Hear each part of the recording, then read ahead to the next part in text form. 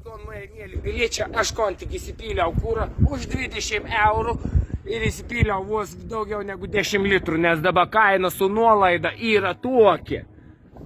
Netgi su nuolaida, ką primik kortelį įkišau įnesti, kaip sakant, ir dėko už tai, bet aš pyliau geresnį kūrą.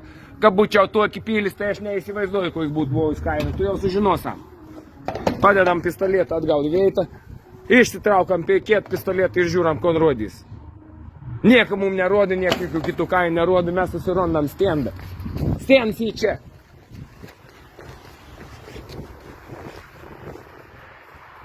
Taip, čia papras kainuoja €62, pabringa 15 centų tudėjau, rytoj skelbų, kaip sakant, arba iš ryto, kaip matot, skelbų streiką ir mes stabdysam ton dalyką, mes užtversam degalinis ir mes neleisim man į brongės aliarks pardavinėti, viskas, nieko nežinau.